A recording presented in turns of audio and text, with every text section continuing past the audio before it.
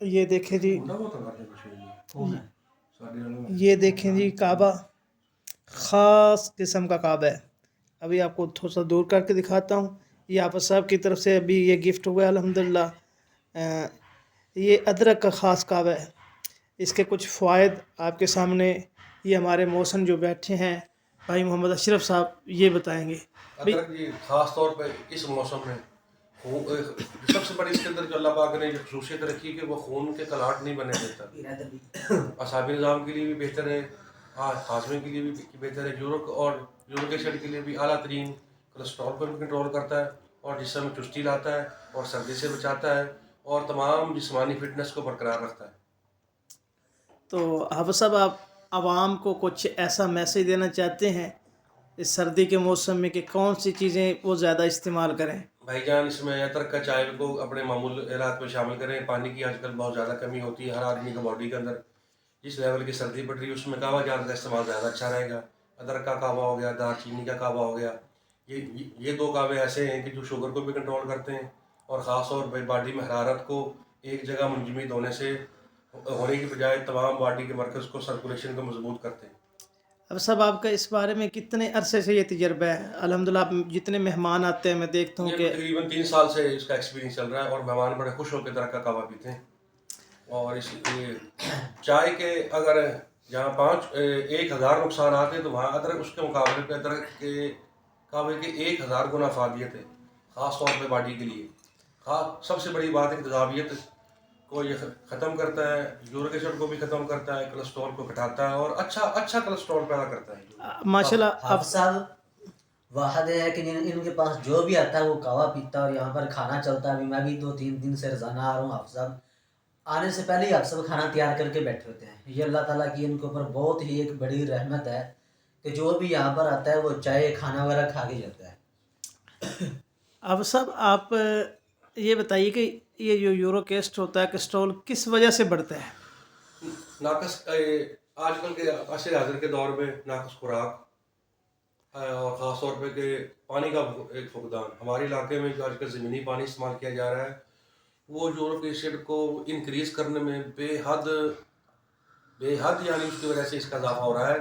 और जो ख़ास तौर पे जो पहले नहरों को पानी आता था उसमें उसके अंदर हमारी औरतें उस पानी को मटके के अंदर महफूज करती थी और उसकी वजह से उसका जो गर्द व गुबार बैठ जाता था और अच्छा पानी पीने को मिलता था। आजकल बराह रास्त ज़मीन से पानी हासिल करके पिया जाता है। यूरिक एसिड, जोड़ों का दर्द और ख़ास तौर पर मैदे की बीमारियाँ, तबखीर मैदा।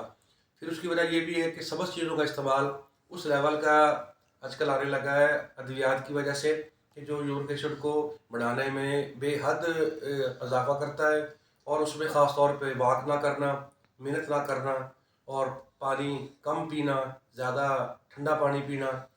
यूरिक एसिड को अगर मुतदिल रखना हो तो नीम गर्म पानी पिया जाए ताकि बॉडी की जो हरारत है, ख़ास तौर पर जो मैदे की हरारत है, वो यूरिक एसिड को कंट्रोल करने में बेहद मुफीद और मावन साबित होती है। हम सब बस सिर्फ आखिरी आपके कीमती वक़्त में से चंद लम्हात लेना चाहता हूँ।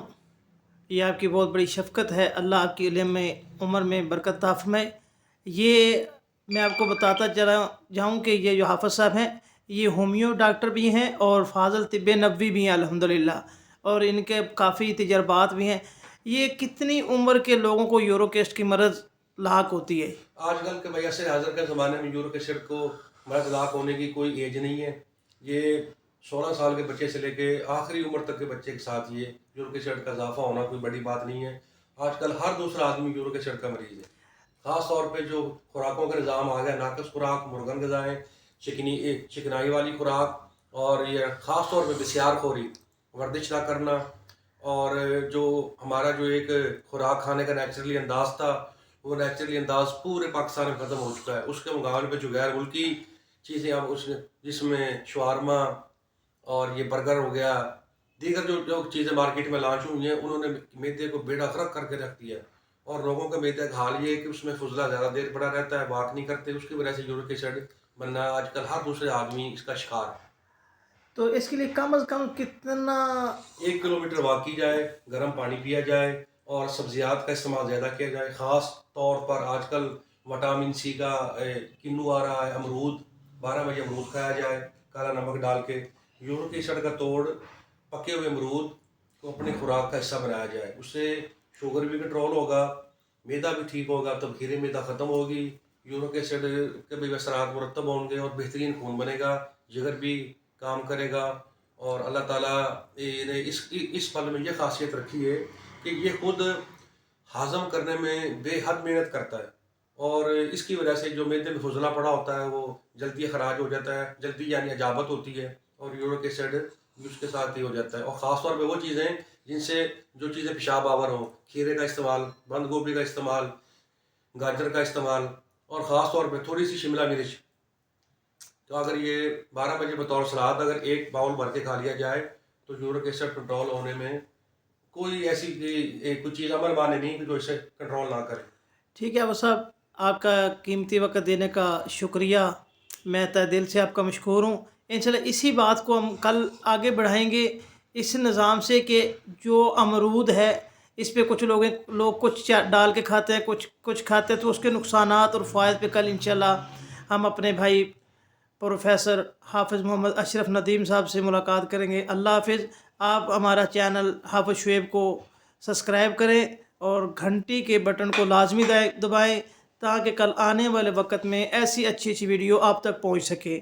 इसमें कभी कभी हम एक मज़ाहिया वीडियो भी दे देते हैं, सिर्फ़ किस वजह से कि लोगों का दिल के अंदर हंसी मजाक हो, खुशी हो, दिल का बोझ हल्का कर सके। अल्लाह हाफ़िज़। आपका प्यारा भाई हाफ़िज़ मोहम्मद इफ्तिखार जट, इसको दीजिए इजाज़त। अल्लाह हाफ़िज़।